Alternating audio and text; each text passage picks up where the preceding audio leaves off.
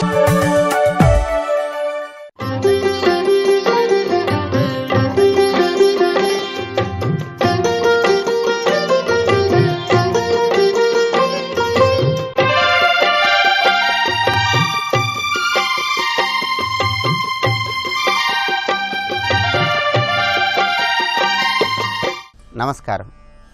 ప్రేక్షకులందరికీ శుభోదయం.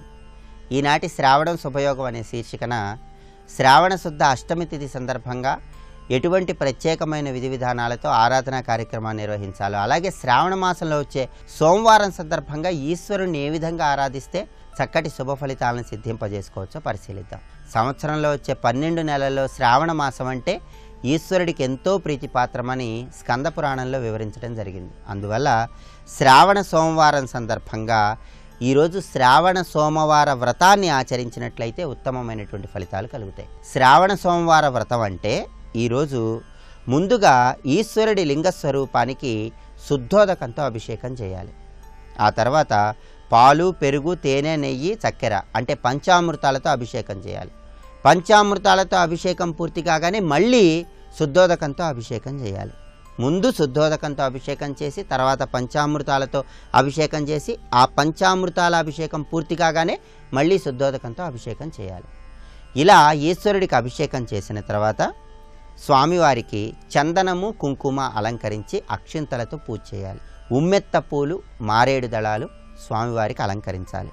అలాగే ఈశ్వరుడికి కొద్దిగా బియ్యము, యాలకులు, లవంగాలు, వక్కలు సమర్పించాలి. ఇలా సమర్పించిన తర్వాత అగరబత్తీలు వెలిగించి ధూపదీపాలతో పూజించి కర్పూర హారతి ఇవ్వాలి. ఇలా ప్రత్యేకమైన విధి విధానాలతో ఈరోజు ఈశ్వరుని పూజిస్తే దాన్ని శ్రావణ సోమవార వ్రతం అనే పేరుతో పిలుస్తారు. ఎవరైనా సరే ఈరోజు ఈశ్వరుడి అనుగ్రహాన్ని సులభంగా పొందాలంటే ఇలా ప్రత్యేకమైన విధి విధానాలతో ఈశ్వరుడికి అభిషేకం చేసి వీటన్నిటినీ స్వామివారికి సమర్పించినట్లయితే స్వామి అనుగ్రహానికి సులభంగా పాత్రలు కావచ్చు. అలాగే ఈరోజు ప్రత్యేకంగా శ్రావణ సోమవారం సందర్భంగా పార్వతీ పరమేశ్వరులతో పాటు కుమారస్వామి వారిని, నందీశ్వరుని కూడా మనస్సులో స్మరించుకున్నట్లయితే ఉత్తమమైనటువంటి ఫలితాలు కలుగుతాయి. అలాగే ఈరోజు శ్రావణ సోమవారం సందర్భంగా ఈశ్వరుని పూజించే సమయంలో మారేడు దళాలు స్వామివారికి సమర్పించేటప్పుడు 5 మారేడు దళాలు కానీ, 11 మారేడు దళాలు కానీ, 21 మారేడు దళాలు కానీ శక్తి మేరకు స్వామివారికి సమర్పించి ఆరాధిస్తే ఉత్తమమైనటువంటి ఫలితాలు కలుగుతాయి. అలాగే శ్రావణ సోమవారం సందర్భంగా ఈశ్వరుణ్ణి పూజించడంతో పాటుగా పార్వతీదేవికి గృహంలో మహిళామణులు ఈరోజు కుంకుమ పూజ చేసినట్లయితే దీర్ఘ సుమంగళీ తత్వంతో విరాజిల్లటానికి, భర్తకు ఉన్నటువంటి అపమృత్యు దోష తీవ్రతను తగ్గింపజేసుకోవడానికి ఆస్కారం ఎంతగానో ఉంది. అలాగే ఈరోజు శ్రావణ శుద్ధ అష్టమి తిథి సందర్భంగా అమ్మవారిని ఆరాధన చేస్తే ఉత్తమమైనటువంటి ఫలితాలు కలుగుతాయి. మంగళగౌరీదేవిని ఈరోజు ఆరాధన చేయటం ద్వారా అమ్మవారి పరిపూర్ణమైన కరుణా కటాక్ష వీక్షణాలకు సులభంగా పాత్రలు కావచ్చు. ప్రత్యేకమైన విధి విధానాలతో శ్రావణ సోమవారం సందర్భంగా ఈశ్వరుణ్ణి పూజించండి. అదేవిధంగా కుమారస్వామి వారిని, నందీశ్వరుణ్ణి ఆరాధన చేయండి. పార్వతీదేవిని కుంకుమతో అర్చన చేయండి. చక్కటి శుభ ఫలితాలను సిద్ధింపజేసుకోండి. రేపటి శ్రావణం శుభయోగం శీర్షికన శ్రావణ శుద్ధ నవమి తిథి సందర్భంగా ఎటువంటి విధి విధానాలను పాటించాలో, అలాగే శ్రావణ మంగళవారం సందర్భంగా మంగళగౌరీదేవి అనుగ్రహాన్ని ఏ విధంగా పొందాలో పరిశీలిద్దాం. నమస్కారం.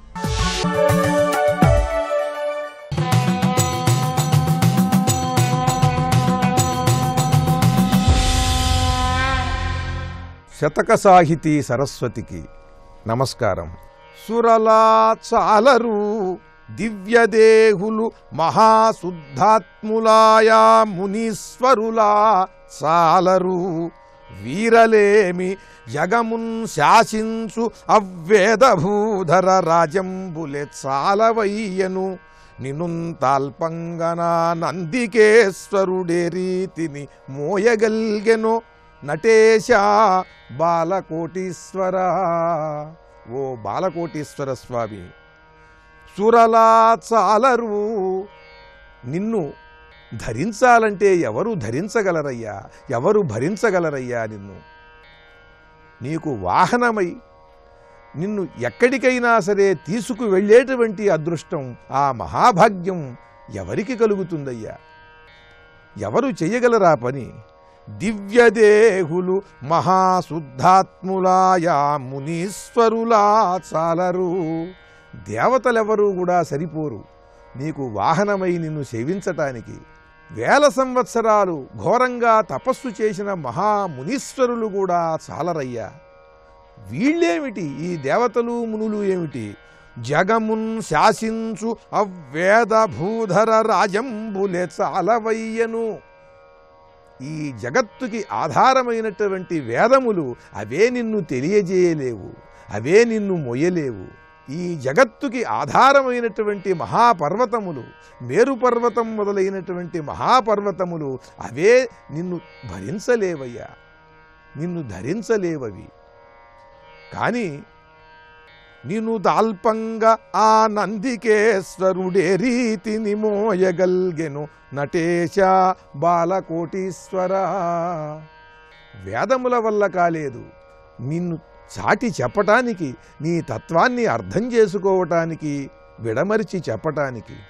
మహాపర్వతమైనటువంటి మేరు పర్వతము కూడా నిన్ను ధరించలేదు. అటువంటిది దేవతలు, మహర్షులు, వేదములు, మేరు పర్వతము ఇవేవీ కూడా నిన్ను ధరించలేనటువంటి పరిస్థితి ఉంటే ఆ నందికేశ్వరుడు ఏ విధంగా నిన్ను వాహనమై మోశాడయ్యా. ఎక్కడికి కావాలంటే ఎక్కడకు నిన్ను తీసుకుని వెళ్ళాడంటే ఎంతటి మహా తపస్సు చేశాడు, ఎంతటి మహాభక్తాగ్రేసరుడు ఆయన. ఆయన యొక్క భక్తి మాత్రమే నిన్ను వశుణ్ణి చేసుకుని ఆయన పైన నువ్వు విహరించేలాగా చేసింది తప్పితే ఈ దేవతలకు, ఋషీశ్వరులకు, మేరుపర్వతానికి, వేదములకు దక్కని భాగ్యం ఆయనకి దక్కిందంటే కేవలం ఆయన యొక్క పరమ భక్తి మాత్రమే అందుకు తగినది. ఆ భక్తికే నువ్వు వశుడవై నందీశ్వరుణ్ణి వాహనంగా చేసుకున్నావయ్యా. ఆయనతో కలిసి ఎక్కడికైనా సరే వెడుతున్నావు.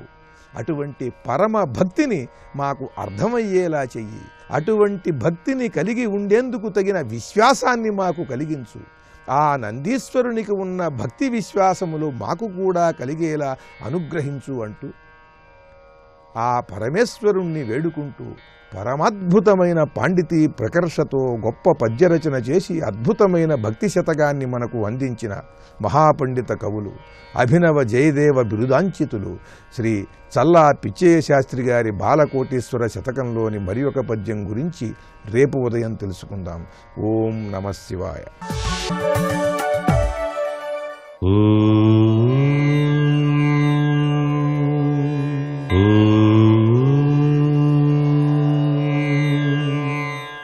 ఓం నమో నారాయణాయ.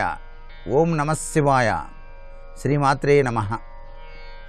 అదృష్టకరమైనటువంటి ఈ శ్రావణ మాసంలో శ్రావణ సోమవారాలకు విశిష్ట లక్షణం ఉంది. ఈ శ్రావణ సోమవారాలు పరమేశ్వరుని గనక వివిధ రకాలైనటువంటి ద్రవ్యాలతో అభిషేకార్చన చేసి తుమ్మిపూలు, తెల్ల జిల్లేడు పూలతో గనక అర్చన చేసినట్లయితే అభీష్ట సిద్ధిని ప్రసాదిస్తాడు ఆసుతోషుడైనటువంటి పరమేశ్వరుడు అని. శివుణ్ణి ఒక్కడే కొలవటం కాదు, శివుడితో పాటు గౌరీదేవిని కూడా ఆరాధన చేయటం మర్చిపోకూడదు. ఎందుకంటే ఆయన అర్ధనారీశ్వర తత్వంలో విరాజిల్లుతూ ఉంటాడు. ఎవరు ఎప్పుడు ఏ పూజ చేసినా అక్కడ అయ్యవారిని, అమ్మవారిని కలిపి అర్చన చేయటం సర్వే సర్వత్రా కూడాను శుభదాయకవంతమైన ప్రభావాన్ని మానవాళికి ప్రసాదింపజేయటానికి ఆస్కారం ఉంటుంది అనే విషయాన్ని మర్చిపోకూడదు. అందుచేతనే ప్రతి ఒక్క పూజలో కూడాను విష్ణువుని పూజ చేసేటప్పుడు లక్ష్మీదేవిని, శివపరమాత్మను పూజ చేసేటప్పుడు గౌరీదేవిని అర్చించటం సర్వే సర్వత్రా కూడాను శుభదాయకవంతమైనది అనేటువంటి విషయం భారతీయ సనాతన సంస్కృతి సంప్రదాయంలో చోటు చేసుకుంది. ఇక్కడ శ్రావణ మాసం అనగానే ఈ మాసంలో అత్యంత విశిష్టవంతమైనటువంటి ప్రభావాన్ని కలిగించేది కొత్తగా వివాహమైనటువంటి వాళ్ళు సౌభాగ్య సిద్ధి కోసం పాటించేటువంటి నోములు, వ్రతాలు. ఆ నోము గౌరీ నోముగా ఉంటుంది. అలాగే లక్ష్మీదేవి యొక్క అనుగ్రహం కోసం శ్రావణ మాసంలో ఆ తల్లిని అర్చన చేస్తూ చక్కటి యోగవంతమైన ప్రభావాన్ని ప్రతి ఒక్కరూ కూడాను అనుభవించడానికి మన సంస్కృతి సంప్రదాయం తెలియజేసినటువంటి విధి విధానాలు ఆచరించటం సర్వే సర్వత్రా కూడాను శుభదాయకమే. ఈ సోమవారం నాడు సోమశేఖరుడు, ఆ సోమశేఖరుని యొక్క ప్రభావం మానసిక శాంతిని ప్రసాదిస్తుంది. అందుకే చంద్రతత్వం లోపంగా ఉన్నటువంటి వాళ్ళు గనక సోమశేఖరాయ నమః అని చెప్పేసి అనుకున్నా చాలు, ఆ యొక్క శుభ తత్వరీత్యా మానసిక శాంతిని ప్రసాదిస్తాడు ఆశుతోషుడు. సర్వే జనా సుఖినో భవంతు.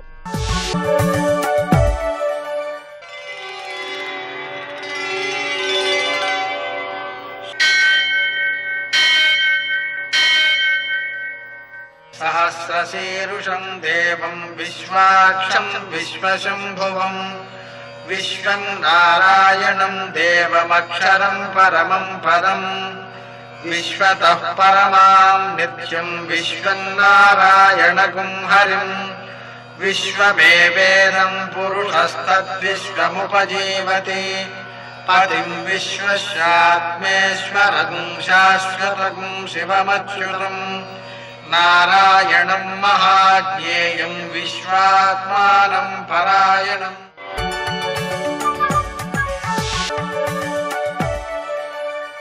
సూర్యశౌర్యమథేందురింద్రపదవీ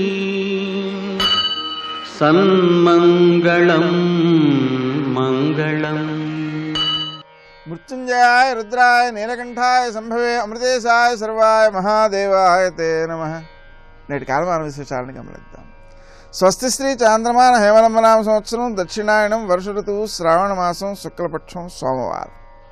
సూర్యోదయం 5:58 సూర్యాస్తమయం 6:46. తిథి అష్టమి ఉదయం 9:48 వరకు. నక్షత్రం స్వాతి ఉదయం 9:40 వరకు. వర్జం మధ్యాహ్నం 3:53 నుంచి 5:40 వరకు.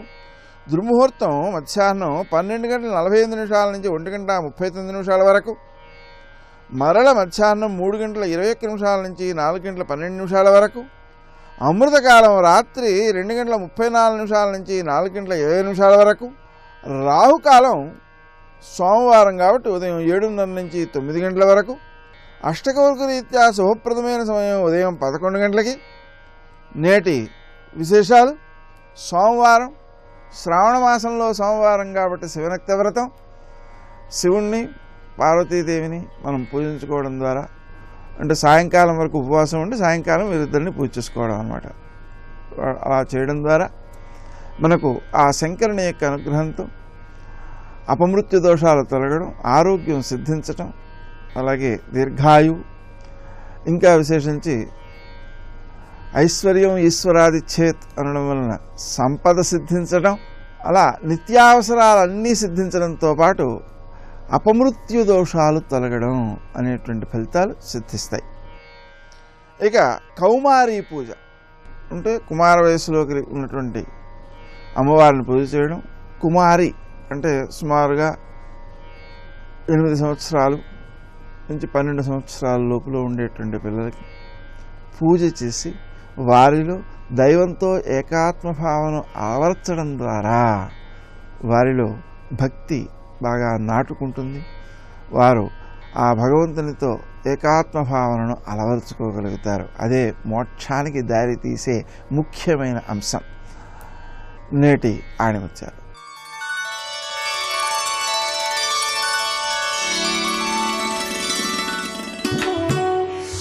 అవమానాలను సంతోషాలను దైవ ప్రసాదాలుగా స్వీకరించాలి.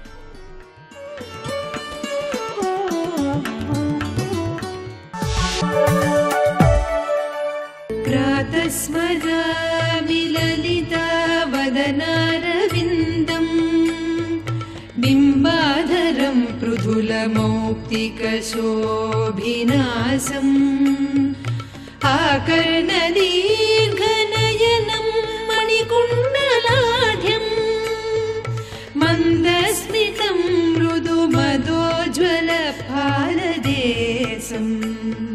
నిర్యాంతి వదనారవింద కుహరాన్ నిర్ధూత జాడ్యానృణాం.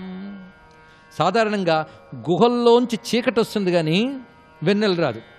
కానీ అమ్మ నోరు అనే గుహలోంచి ఈ నవ్వు అనే వెన్నెల వెలికొచ్చింది. ఇక్కడ ఆ వచ్చిన వెన్నెల ఏం చేస్తుందంటే అక్కడ ఎంత వెన్నెల కురిసినా లోపలి జాడ్యం మాత్రం పోగొట్టదు. ఈ నవ్వు వెన్నెల మన లోపలి జాడ్యం పోగొడుతున్నది. కనుకనే ఈ వెన్నెల కంటే ఆ నవ్వు వెన్నెలే అద్భుతం. అందుకు స్మితద్యుతిమయి చిత్రీయతే చంద్రిక అని ఇంత రమ్యమైన భావాన్ని ఇచ్చారు ఇక్కడ. ఇప్పుడు అమ్మవారి నవ్వుని సరస్వతీదేవితో పోలుస్తున్నారండి. ఎందువల్ల పోల్చాల్సి వచ్చింది? తెల్లగా ఉంది కనుక. ఇది బాగా పెట్టుకోండి. సరస్వతీదేవి అమ్మ నవ్వు అంతేనా? తెల్లగా ఉందని పోల్చారా? వాగ్భవకూటం మాట మాటికి చెప్తున్నాం. వాగ్భవకూటానికి ముఖం స్థానం. అందుకు సరస్వతీదేవి కృప అక్కడే ఉండాలి, అది ప్రధానం. అందులో అక్కడి నుంచే ఈ కృపను పొందాడు. ఆ వాగ్భవకూటంలోంచి వచ్చి లభించినటువంటి తాంబూల కవళ ప్రసాదమే కదా ఇంత కవిత్వం పలికించింది. ఇప్పుడు అమ్మ నవ్వుని సరస్వతితో పోలుస్తున్నాడు. అయితే సరస్వతికి సంబంధించిన పదములు అమ్మ నవ్వు వెన్నెల దగ్గరకు వచ్చినప్పుడు ఇంకో అర్థంలో వస్తున్నాయి. ఎందుకంటే దోష అన్నప్పుడు ఎలా మారిపోయిందో అలా మారిపోతున్నాయి. చూడండి ఇక్కడ. వ్యాపారం చతురాననైక వికృతో వ్యాకుర్వతి కుర్వతి రుద్రాక్షగ్రహణం కరేణ సతతం వాగుర్మి కల్లోలిత ఉత్ఫుల్లం ధవళారవిందమధరి కృత్యస్ఫురంతి సదా శ్రీకామాక్షి సరస్వతి విజయతే త్వన్మందహాస ప్రభా. ఈ శ్లోకంగాని చదివితే సరస్వతి కటాక్షం వస్తుందండి. ఒకవేళ ఈ శ్లోకం అర్థం కాలేదనుకోండి, మరొక్కసారి గట్టిగా చదివితే అర్థమయ్యేలా సరస్వతి అనుగ్రహిస్తుంది. అది కూడా ఉంది. శ్లోకం అర్థం కాకపోతే సరస్వతి అనుగ్రహం లేదని అర్థం. కనుక అనుగ్రహం కోసం ఒకసారి అనుకుని అర్థం చెప్పుకుందాం ఇక్కడ. అమ్మా, నీ మందహాసమనే సరస్వతి చతురాననైక వికృతవు.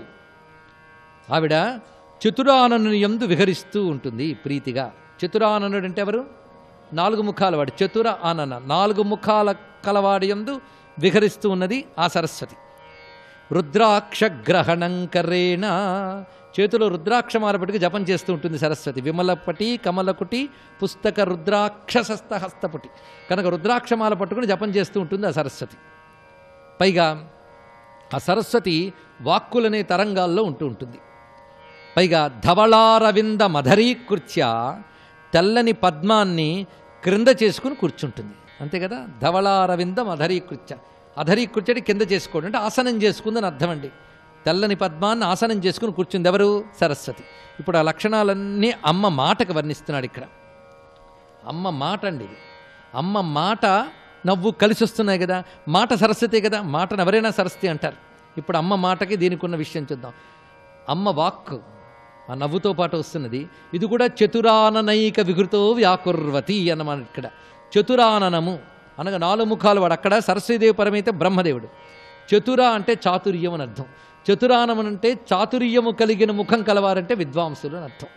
ఆ విద్వాంసులలో అమ్మ యొక్క నవ్వు పలుకుల్ని పలికిస్తున్నది అని ఇక్కడ అర్థం. అక్కడేమో బ్రహ్మదేవుని యందు వాక్కులుగా తిరుగుతున్నదని ఒక అర్థము. ఇక్కడ ఈ చిరునవ్వు విద్వాంసులలో పలుకుల్ని పలికిస్తున్నది. చతురాననే దానికి ఇక్కడ మారిపోయింది. ఎందుకంటే నవ్వు దగ్గరికి వచ్చేటప్పటికి బ్రహ్మ సరస్వతి ఉపమానం సరిపోదు, అప్పుడు ఇంకో అర్థం తీసుకోవాలి. అలాగే రుద్రాక్షగ్రహణంకరేణ సతతం. అమ్మ నవ్వు అనే సరస్వతి రుద్రాక్షగ్రహణం ఎలా సరిపోతుంది? ఇది ఒక చమత్కారం అండి. ఆ సరస్వతి అయితే రుద్రాక్ష పట్టుకుందండి. అమ్మ నవ్వు అనే తల్లని సరస్వతి రుద్రాక్షగ్రహణంట. అంటే రుద్రుని యొక్క అక్షగ్రహణం అంటే రుద్రుడి యొక్క చూపుతో పట్టుకుంటుంది ఈ నవ్వు వెళ్ళి. అందుకు రుద్రాక్షగ్రహణం ఎంత అందంగా వర్ణించారు ఇక్కడ. ఆ భావంలోకి వచ్చేసింది. అలాగే వాగూర్మి కల్లోలిత. ఆ సరస్వతి వాక్తరంగాల్లో ఉంటుంది. అలాగే అమ్మ నవ్వు కూడా మాటలనే తరంగాలతో కలిసి వస్తుందిట. వాగూర్మి కల్లోలిత ధవళారవింద మధరీకృత్య. ఇది ఒక గొప్ప మాట చెప్తున్నాడు. తెల్ల పద్మాన్ని క్రింద చేసింది ఆ సరస్వతి. అంటే తెల్ల పద్మం మీద కూర్చుంది. క్రింద చేయడం అంటే ఓడించడం అర్థం. కింద చేయడం అంటే ఓడించడం అని అర్థం. అలాగే నీ నవ్వు తెల్లని పద్మాన్ని ఓడించింది. ఇది అధరీకృత్య. అక్కడైతే ఆసనం చేసుకుంది, ఇక్కడ కింద చేసింది, ఓడించిందండి. మొత్తానికి అమ్మ నవ్వు అనే సరస్వతి ఎలా అనుగ్రహిస్తుందో చూడండి ఇక్కడ. అందుకు విద్వాంసులు ఎడల ప్రసరిస్తోంది ఆ నవ్వు. అంటే విద్వాంసులు అంటే జ్ఞానులపై ప్రసరిస్తున్నది అని చెప్పడం ఇక్కడ. వ్యాపారం చతురాననైక వికృతౌ వ్యాకుర్వతి కుర్వతి రుద్రాక్షగ్రహణం కరేణ సతతం వాగుర్మికల్లోలిత ఉత్ఫుల్లం ధవలారవిందమధరీ కృత్యస్ఫురంతి సదా శ్రీకామాక్షి సరస్వతి విజయతే త్వన్మందహాస ప్రభా. ఈ విధంగా ఆ సరస్వతిని వర్ణించి ఇప్పుడు మరొక శ్లోకంలో ప్రవేశిస్తున్నాం.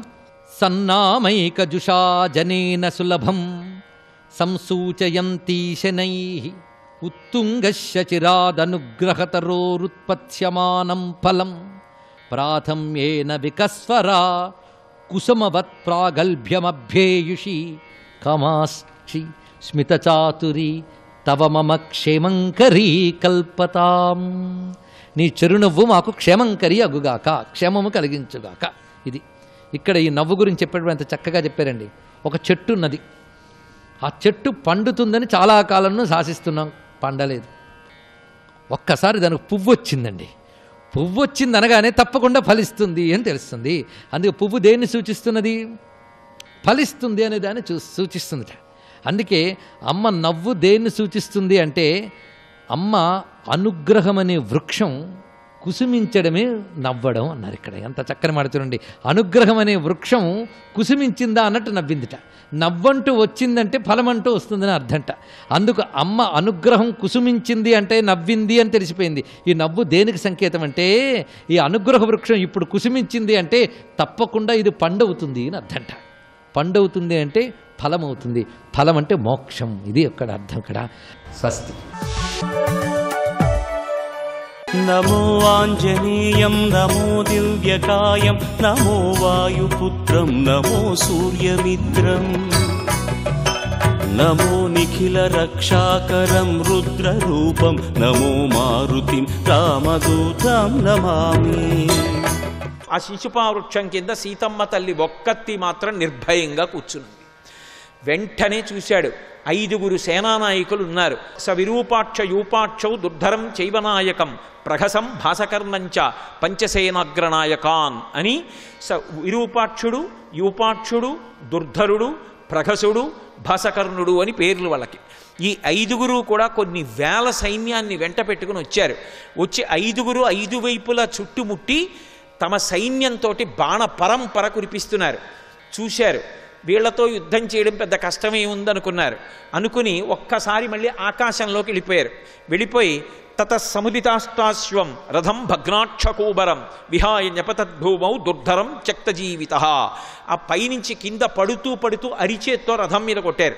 కొట్టేటప్పటికి దుర్ధరుని యొక్క రథము, గుర్రాలు, నొసలు, దుర్ధరుడు అందరూ కూడా ముద్దయిపోయి పడిపోయారు. అక్కడతో దుర్ధరుడైపోయాడు. ససాలమృక్షమాసాద్య సముత్పాటచ వానర తావుభౌ రాక్షస వీరౌ జఘాన పవనాత్మజ. ఒక పెద్ద సాలవృక్షాన్ని చూశారు, మద్ది చెట్టు. ఆ మద్ది చెట్టు మొదలు పట్టుకుని పెకలించారు.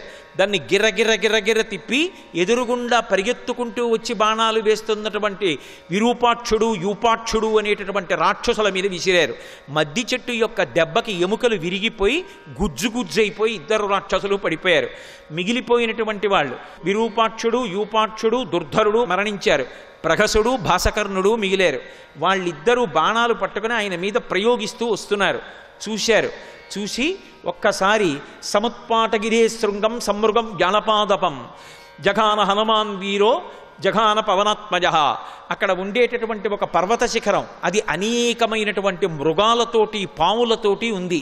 భీమ విక్రమంతో మేరుమందర సంకాశౌ భవౌదీప్తానలప్రభ. మేరు పర్వతమంత పెద్ద శరీరాన్ని పెంచారు. పెంచి ఆ పర్వత శిఖరాన్ని పైకి ఎత్తేశారు ఇలా చేత్తో. అది పాములతోటి, క్రూరమృగాలతోటి, గుహలతోటి, చెట్లతోటి ఉంది. ఆ పర్వత శిఖరాన్ని పైకెత్తి ఒక రాతిని విసిరినట్టుగా విసిరారు. అది వెళ్ళి 2 రాక్షసుల మీద పడి 2 రాక్షసుల యొక్క శరీరములు భగ్నములైపోయి కింద పడిపోయారు. అక్కడ మహర్షి ఒక మాట అంటారు, హతైర్నాగైశ్చ తురగై భగ్నాక్షైశ్చ మహోరథై హతైశ్చ రాక్షసైర్భూమి రుద్ధమార్గా సమంతతః అంటారు. ఆ అశోకవనం అప్పటి వరకు సర్వఋతువులలో పువ్వులు పూసేటటువంటి చెట్లతోటి, కాయలు కాసి పళ్ళు పండేటటువంటి చెట్లతోటి అత్యంత శోభతో విలసిల్లినటువంటి ప్రదేశం. సువాసనలు గుబాళిస్తూ ఉండేవి. అన్ని కాలముల యందు మదించినటువంటి పక్షులు కూస్తూ ఉండేవి. అంత సౌందర్యవంతంగా ఉండేటటువంటి ఆ ప్రమదావనంలో, అశోకవనంలో హనుమ భంజించిన తరువాత ఎంత విచిత్రమైనటువంటి పరిస్థితి ఏర్పడిందంటే, ఎక్కడ చూసినా తొండాలు తెగిపోయి, కాళ్ళు తెగిపోయి, కడుపులు పగిలిపోయినటువంటి కొన్ని లక్షల ఏనుగులు, నేల మీద పడిపోయి మరణించి నెత్తురోడుతున్నటువంటి గుర్రాలు, కోట్ల సైన్యం. అప్పటికి అంత సైన్యాన్ని పడగొట్టేశారు. అంత సైన్యం, అంతమంది వీరులు, అన్ని రథాలు అన్నిటితో నిండిపోయి ఎక్కడ చూసినా మాంసము నెత్తురు, మాంసము నెత్తురు, భూమి అంతా నిండిపోయింది. మళ్ళీ ఆ తోరణం మీదకి ఎక్కి కూర్చున్నారు. ఈసారి చూశాడు 80,000 మంది కింకరుల మూక మడిసిపోయారు, జంబుమాలి మడిసిపోయాడు, ఆ పైన 7 మంత్రిసుతులు మడిసిపోయారు, 5 సేనాగ్ర నాయకులు పడిపోయారు. ఈసారి సామాన్యుణ్ణి పంపకూడదు, సరి అయినటువంటి వాణ్ణి పంపించాలనుకున్నారు. సభనంతటినీ కలయ తిరిగి చూశాడు. తన కామం కోసం తాను ఎంత నీచానికి దిగజారిపోతాడు అనడం చెప్పకుండా చెప్పడం సుందరకాండ. తన కుమారుడు అక్షకుమారుడి వంక చూశాడు. యజ్ఞం చేస్తున్నప్పుడు అగ్నిహోత్రం ఎలా లేస్తుందో అంత ఉత్సాహంగా లేచాడు. చాలా చిన్నపిల్లవాడు అక్షకుమారుడు. వెంటనే బంగారు కవచం కట్టుకుని ఉన్నాడు. పిల్లవాడే కానీ యుద్ధంలో సాటి లేని మహావీరుడు. నాన్నగారు నన్ను నమ్మండి, నేను ఆ హరివీరుణ్ణి తప్పకుండా పట్టుకుంటానని ప్రతిజ్ఞ చేశాడు. రథం ఎక్కి వెనక కొన్ని అక్షౌహిణీల సైన్యాన్ని తీసుకుని అశోకవనంలోకి బయలుదేరాడు. చూశారు ఎంత గొప్ప యుద్ధం చేశాడంటే అక్షకుమారుడు, హనుమంతటి వారు ఆ బాణ పరంపరలోంచి తప్పుకోవడం కష్టమైంది. ఆకాశంలోకి ఎగిరిపోయినా కూడా ఎన్ని బాణాలు ప్రయోగించాడంటే, పెద్ద శరీరంతో ఉంటే తప్పుకోవడం కుదరక బహుసూక్ష్మ శరీరంతో ఆ బాణాల మధ్య తిరిగారు. ఇక అగ్నిహోత్రం పెరుగుతూ ఉంటే చూడ్డానికి ముద్దుగా ఉందని ఉపేక్షిస్తే ఇల్లు కాల్చేస్తుంది. ముదుసలి ఇంటి దీపమని ముద్దుడు మూర్ఖుడు కాడు అంటాడు రామరాయలు. మా ఇంటి దీపం ఎంత ముద్దుగా ఉందో అని ముద్దు పెట్టుకుంటే మూతి కాలిపోతుంది. పిల్లవాడు చిన్నవాడు ఎంత బాగా యుద్ధం చేస్తున్నాడో అని ఉపేక్షిస్తే వీడు చాలా ప్రమాదం తెచ్చేట్టున్నాడు. వీడికి అలసట లేదు, యుద్ధం చేసే కొద్దీ శక్తి పుంజుకుంటున్నాడు. ప్రమాదకరమైన యుద్ధం కాబట్టి పిల్లవాడిని పడగొట్టాలని మనసు రాకపోయినా ఆకాశంలోంచి ఒక్కసారి నేల మీదకి దూకి చేత్తో కొట్టి రథాన్నంతటినీ భగ్నం చేశారు. హనుమ వేగం అంటే అసలు ఎవరు ఊహించలేరు. మనోజవం మరుతతుల్య వేగం. అంత వేగంతో ఆయన వచ్చి కొడితే అంత ఒడుపుగా అక్షకుమారుడు రథంలోంచి తప్పుకున్నాడు. తప్పుకుని చేతిలో చంద్రహాసం పట్టుకుని ఆకాశానికి ఎగిరిపోయాడు. ఎలా? మహాతపశక్తి సంపన్నుడైనటువంటి వ్యక్తి శరీరాన్ని పరిత్యజించి సహస్రారంలోంచి బ్రహ్మరంధ్రంలోంచి తన యొక్క జీవుణ్ణి ఉద్గమింపచేసి ఉత్తమలోకాలకి వెళ్ళిపోయినటువంటి రీతిలో ఆయన ఒక్కసారి ఆకాశంలోకి ఎగిరాడు. చూశారు స్వామి హనుమ, ఓహో వీడు ఆకాశంలో కూడా నిలబడి యుద్ధం చేస్తాడనమాట, ఉపేక్షించకూడదని ఉత్తర క్షణం ఎంత వేగంగా కిందకొచ్చారో అంత వేగంగా పైకెళ్ళారు. పైకెళ్ళి అక్షకుమారుడి ముందుకి వెళ్లకుండా కింద నుంచే 2 కాళ్ళు పట్టుకున్నారు. దురదృష్టమో అదృష్టమో హనుమంతటి మహానుభావుడు పట్టుకున్నాడు ఆ 2 కాళ్ళు. పట్టుకుని ఆకాశంలోంచి ఒక్కసారి కిందకి ఈడ్చేశారు. ఇలా ఈడ్చేస్తూ దిగిపోయారు. మహర్షి ఒక అద్భుతమైనటువంటి యుద్ధాన్ని ఆవిష్కరించారు. అక్కడ ఏమి చేయలేదు అసలు అక్షకుమారుడితో యుద్ధాన్ని. చేతిలో 2 కాళ్ళు పట్టుకున్నారు. పట్టుకుని కొన్ని వేల మార్లు తిప్పారు ఆకాశంలో. అలా తిప్పితే సభగ్నబాహూరుకటీ శిరోధర క్షరన్న సృజ్మిర్మధితాస్తిలోచన సభగ్నబంధి ప్రవికీర్ణ బంధనో హతక్షితై వాయుసుతేన రక్షస. ఆ వేగంలో తిప్పుతుంటేట ఆ వేగాన్ని తట్టుకోలేక కనుగుడ్లు 2 ఊడి ఎగిరిపోయేట. తర్వాత ఇంకా వేగంగా తిప్పుతుంటే వేగం తట్టుకోలేక తల ఊడిపోయి ఎగిరిపోయింది. ఇంకా తిప్పుతూనే ఉన్నారు. ఆ తిప్పుతూ ఉండడంలో నడుం దాకా శరీరం ఊడిపోయి వెళ్ళిపోయి ఎక్కడో ఓ చెట్టును కొట్టి పడిపోయింది. ఇంకా తిప్పారు, మోకాళ్ళ వరకు శరీరం ఊడిపోయి వెళ్ళిపోయింది. ఇంకా తిప్పారు, పాదాల వరకు వెళ్ళిపోయింది. పాదాలు 2 చేతిలో ఉన్నాయి. ఇలా చూసి విసిరావతల పారేశారు. ఆయన యుద్ధం అంటే అలా ఉంటుంది. కాబట్టి ఇప్పుడు ఆ వచ్చినటువంటి వాడు అక్షకుమారుడు మడిచిపోయాడు. కొడుకు చనిపోయాడన్న వార్త వెళ్ళింది. మొట్టమొదటిసారి జీవితంలో బాధ అంటే ఏమిటో రావణాసురుడికి అనుభవానికి వచ్చింది. ఇప్పటి వరకు ఒకళ్ళని బాధ పెట్టడమే, తను బాధపడ్డం అంటే తెలియదు. అవతలవాడి బాధ ఎలా ఉంటుందో ఊహించినటువంటి సంస్కారం లేదు. మొదటిసారి కన్న కొడుకు పోయాడు. బాధ అన్నది కలుక్కున గుచ్చుకుంది. చూశాడు, ఓ ఇక ఈ హరివీరుణ్ణి పట్టగలిగినటువంటి వాడు సామాన్యుడెవడు లేడు, ఇక తప్పదు, చాలా చాలా గొప్పవాణ్ణే పంపించాలి అని సభ వంక కలియ తిరిగి కుమారుడైనటువంటి ఇంద్రజిత్ వంక చూశాడు. ఇంద్రజిత్ లేచి నిలబడ్డాడు. నాయనా, నేను యజ్ఞాలు చేసిన, దైవ సంబంధంగా నాకేదైనా ప్రమాదం ఏర్పడినా లేదా యుద్ధంలో నాకు ఎప్పుడైనా క్లిష్టమైన పరిస్థితి వచ్చినా నా కొడుకు ఇంద్రజిత్ ఉన్నాడు అని నిన్ను తలుచుకుని నేను ఊరట పొందుతుంటాను. నిజంగా కూడా ఉత్తరాఖండలో అగస్త్య మహర్షి రామచంద్రమూర్తి అంతఃపురానికి వెళ్ళారు. వెళ్ళి మాట్లాడుతుంటే రాముడు అడిగాడు, రావణుడికి అంత శక్తి ఎక్కడదని. అడిగితే అగస్త్యుడు అన్నాడు, రావణుడు కాదు ప్రమాదకారి, ఇంద్రజిత్ ప్రమాదకారి. ఎందుచేతనంటే రావణుడు కూడా ఇంద్రుణ్ణి ఓడించడంలో కొంచెం కాల విలంబనమై విశ్రాంతి తీసుకోవడానికి వెళ్ళాడు. ఇంద్రజిత్ వచ్చి తలుపు కొట్టాడు పడుకున్న తండ్రికి. నిద్రలో లేచి ఎందుకురా నిద్రాభంగం చేశావన్నాడు. నాన్నగారండి లంకకి వెళ్ళిపోదామన్నాడు. అదేమిట్రా, ఇంద్రుడితో యుద్ధం అవ్వాలి కదా అన్నాడు. ఓడించి నాన్నగారు కట్టేసి కాళ్ళు చేతులు కట్టి లంకకు పంపించేశాను పదండి అన్నాడు. ఇంద్రజిత్ అని బిరుదొచ్చింది. సామాన్యమైన యుద్ధం కాదు, నికుంభలా హోమం చేసి అర్పణ చేసి కాని రథం ఎక్కాడా ఇక అది కనపడదు. మేఘనాథుడు మేఘములలో అంతర్ధానమైపోతాడు.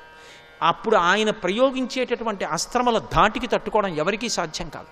యుద్ధకాండ చదువుతుంటే ఇంద్రజిత్ యుద్ధం చేస్తుంటే భయం వేస్తుంది. అసలు వీడు చచ్చిపోతాడా అని మొదటిసారి చదువుతున్నప్పుడు అంత భయం వేస్తుంది. అటువంటి ఇంద్రజిత్తు వంక చూశాడు. నాయనా, నిన్ను సామాన్యంగా పంపించను, ఇవాళ లంకాపట్టణం యొక్క స్థితి ప్రమాదంలోకి వెళ్ళింది. వచ్చినవాడు సామాన్యుడు కాడు, ఎవరో చాలా భయంకరమైన వీరుడు. లేకపోతే ఇలా ఓడించడం సాధ్యం కాదు. బహుశా దేవతలందరూ తమ శక్తుల్ని ఒక చోట రాశి చేసి పంపారేమోననుకుంటున్నాను. ఏది ఏమైనా నువ్వు పరాకుగా ఉండు. మొట్టమొదట ఒక విషయం గుర్తుపెట్టుకో, ఆ వానరము యొక్క వేగాన్ని తగ్గించాలి. ఆ వేగము తగ్గితే తప్ప పట్టుకోలేము. పరాకుగా ఉండి కావలసినంత సైన్యాన్ని తీసుకుని వెళ్ళమన్నాడు. తెల్లటి దంతములు పూంచినటువంటి ఐరావతం లాంటి ఏనుగుల్ని 4 ఏనుగుల్ని రథానికి కట్టుకుని ఇంద్రజిత్ బయలుదేరాడు. ఇంద్రజిత్ పేరెత్తితే భయం వేస్తుంది. అటువంటి వీరుడు, అంత మాయాయుద్ధం నిజంగా. అటువంటి వాడు యుద్ధానికి వెళ్ళాడు. వెళ్ళి స్వామి హనుమతో యుద్ధం చేస్తున్నాడు. ఎన్ని బాణాలు వేసినా ఎంత చేసినా 48వ సర్గ నడుస్తుంటే ఇంద్రజిత్తు స్వామి హనుమ యుద్ధం చేస్తున్నటువంటి సర్గల్ని పారాయణ చేస్తే ఏలినాటి శని కూడా ఉపశాంతి చెందుతుంది.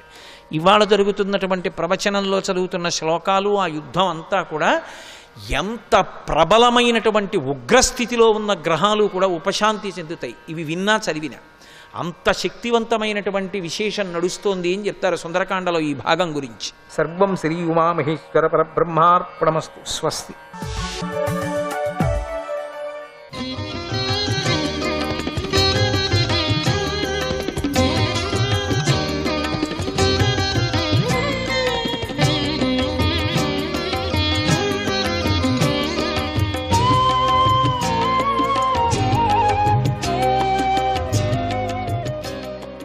నారాయణ నారాయణ, ఏ కంస, ఏ మూర్ఖుడా, నన్ను చంపటం వల్ల నీకేమిలా లాభం అవుతుంది? నీకు నన్ను యోగమాయను నేను, నన్ను చంపుతావా? నిన్ను చంపే చిరకాల శత్రువు ఎక్కడో ఒక చోట పుట్టే ఉన్నాడు. అందుచేత నువ్వు వ్యర్థంగా దీనులను బాధ పెట్టవద్దు అంటూ భగవంతుడి యొక్క యోగమాయ అయినటువంటి ఆ దేవి కంసుడికి ఇలా గంభీరంగా చెప్పి అదృశ్యమైనది. భూలోకంలో ఆమె వేర్వేరు ప్రదేశాల్లో నివసిస్తూ వేర్వేరు పేర్లతో ప్రసిద్ధికెక్కింది. ఆ యోగమాయ చెప్పిన మాటలను కంసుడు విని ఎంతో ఆశ్చర్యాన్ని పొందాడు.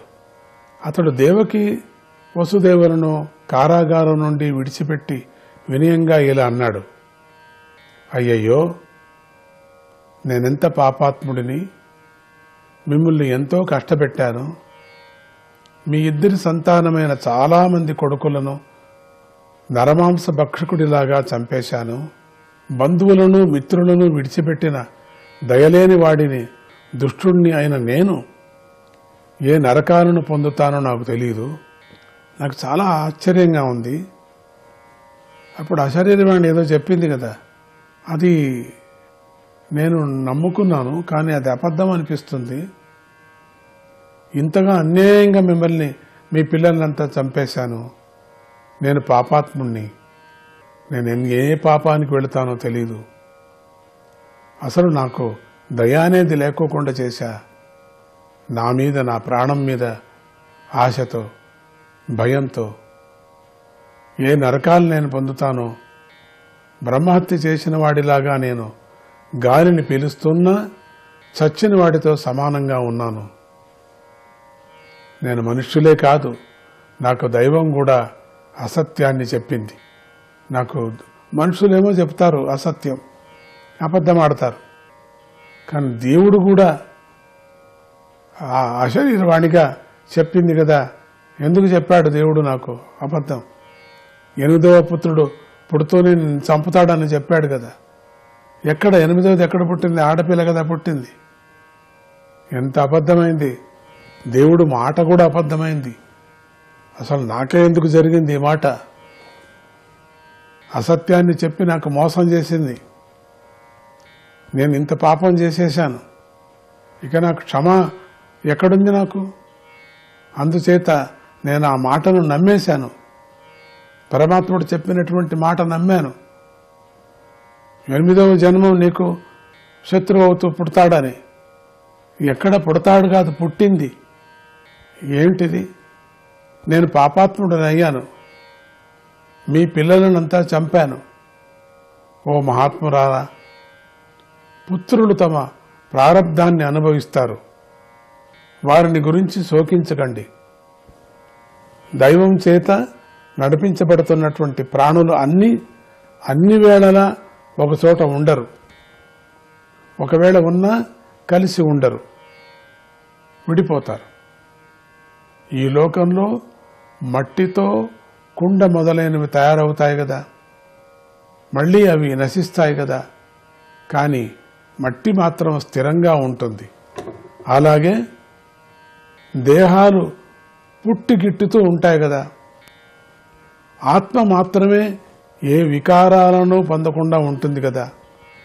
యత అనేవం విదో భేదో యత ఆత్మ విపర్యయ యత ఆత్మ విపర్యయ దేహయోగ వియోగౌ చ సంస్కృతిర్న నివర్తతే.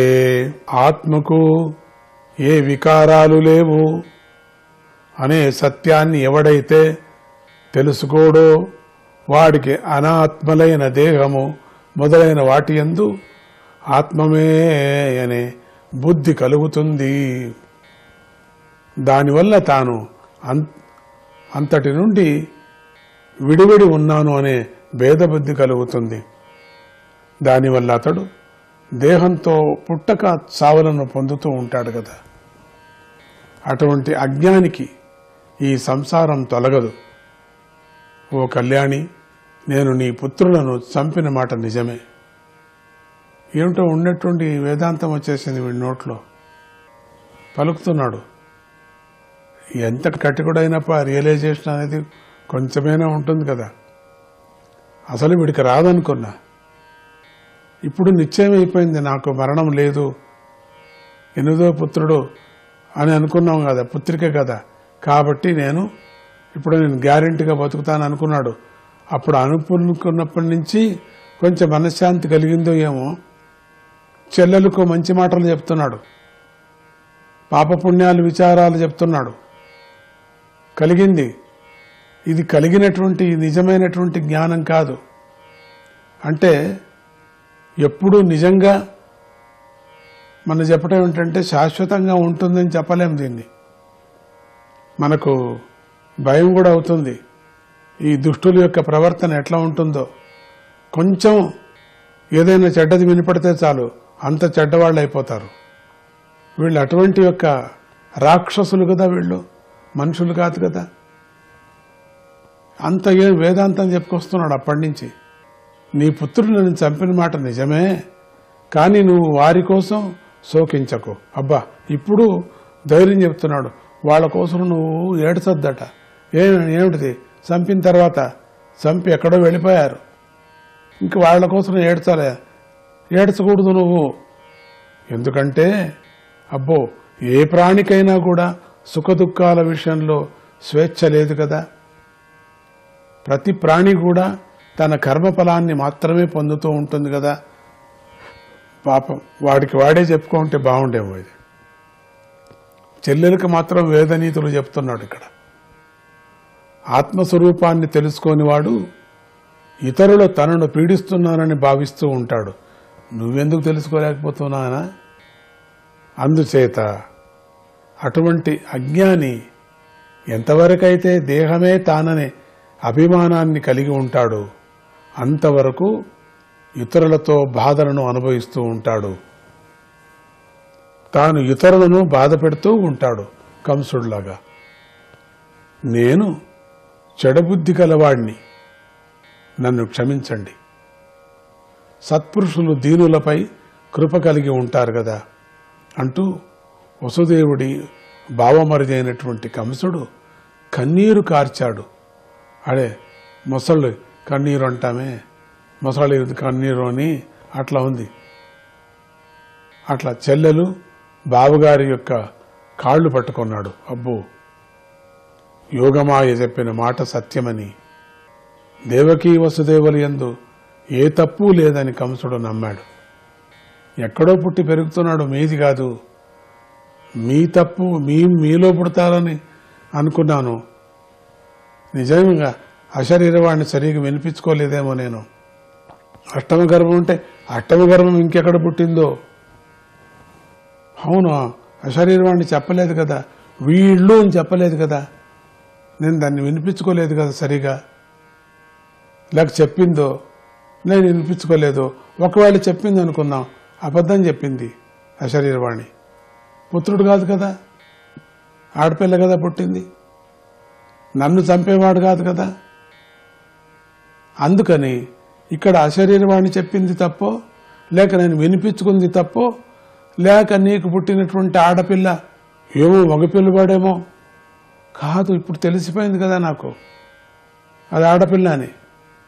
పాపం మీకే తప్పు లేదు అని కంసుడు నమ్మాడు. ప్రేమను చూపిస్తూ వారిద్దరికీ గల సంకెళ్లను తొలగించాడు. ఏదో ఎక్కడ లేని ప్రేమను చూపించాడు. దొంగ ప్రేమ అది, నాటకం ప్రేమ అనిపిస్తుంది. ఇక్కడ కంసుడు చాలా మారిపోయినట్లుగా మంచివాడిలాగా మాట్లాడాడు. కాదు, వాడు ఏమో జరిగింది అని ఏదో శంకించాడు, కొంచెం లోపల వచ్చింది. కానీ ఆ రహస్యం తెలుసుకోవద్దు, ఇంకెవరూ చెప్పరు వీళ్ళు తప్పితే అనుకున్నాడు. ఇక వీళ్ళని పీడించి ప్రయోజనం లేదు అనుకున్నాడు. లోపల ఏదో అనుకుంటున్నాడు. ఇది చదివి కొందరు కంసుడు మంచివాడే అనుకుంటూ ఉంటారు, మంచితనం వచ్చిందేమో అనుకుంటూ ఉంటారు. మనం కూడా ఒక క్షణంలో అనుకున్నాం కదా, అనిపించేటట్టుగా అవుతుంది కదా. కాదు, మంచివాడు కాదు, అలా అనుకోరాదు. నారాయణ నారాయణ నారాయణ నారాయణ నారాయణ నారాయణ.